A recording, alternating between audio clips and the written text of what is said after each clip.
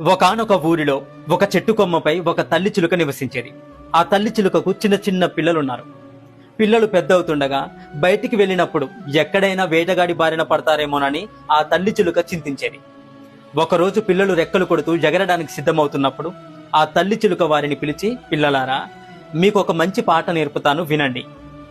అది వినగానే పిల్లలు ఆనందంగా తల్లి దగ్గరికి వచ్చేశారు.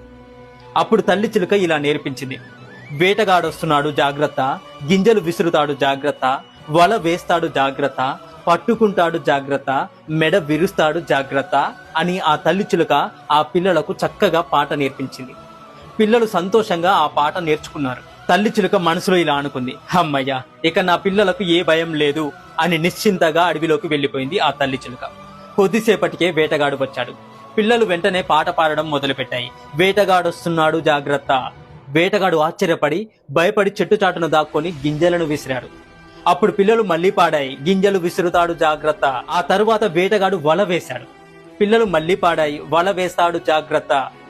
కానీ అర్థం చేసుకోకుండా ఆ పాట పాడుకుంటూనే ఆ పిల్లలన్నీ వలలో చిక్కుకొని పోయాయి. వేటగాడు ఒక్కొక్కటిగా ఆ పిల్లలను పట్టుకొని వారి మెడలను విరుస్తుండగా ఇలా పాడుతూనే ఉన్నాయి: మెడ విరుస్తాడు జాగ్రత్త అని. చివరికి ఆ పిల్లలన్నీ శ్వాస విడిచాయి. పాపం, పాట అయితే నేర్చుకున్నాయి గాని వాటి అర్థాన్ని గ్రహించలేకపోయాయి ఆ చిలుక పిల్లలు. ఇదే మన జీవితంలో కూడా జరుగుతుంది. మన పిల్లలు చదువులు నేర్చుకుంటున్నారు. మనం కూడా ఎన్నో శ్లోకాలు, మంత్రాలు, పురాణాలు, గ్రంథాలు, సహస్రనామాలు వింటూనే ఉంటున్నాము, చదువుతూనే ఉంటున్నాము. కానీ ఆచరణలో పెట్టకపోతే మనం ఎన్ని చదివినా అంతా వృధా అవుతుంది.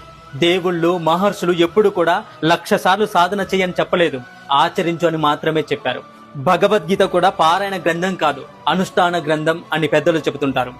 నేర్చుకున్న దాన్ని జీవితంలో పాటించకపోతే అది చిలుక పిల్లల పాటలాగానే వృధా అవుతుంది. మనం నేర్చుకున్నది ఎంతైనా సరే దానిని ఆచరణలో పెట్టడం వల్లనే మన జీవితం ఫలిస్తుంది. ఆచరణనే విద్యకు ఆభరణం లాంటిది. ఈ ప్రపంచంలో మత గ్రంథాలు ఎన్నో ఉన్నాయి. ఆయా మతస్థుల కోసం ఎన్నో గ్రంథాలు రాయబడ్డాయి. ఉదాహరణకు ఖురాన్ ముస్లింల కోసం రాయబడింది, అలాగే బైబిల్ క్రిస్టియన్స్ కోసం రాయబడింది. కానీ భగవద్గీత ఏ మతానికి సంబంధించిన గ్రంథం కాదు. భగవద్గీతలో ఎక్కడ కూడా హిందూ మతం అన్న పదం ఉండనే ఉండదు.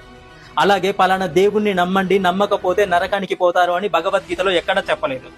నన్ను ఏ రూపంలో ఎలా ఆరాధిస్తారో అలానే సాక్షాత్కరిస్తాను అని శ్రీకృష్ణ పరమాత్మ చెప్పారు. కాబట్టి భగవద్గీత ఏ మతానికి చెందింది కాదు మిత్రులారా.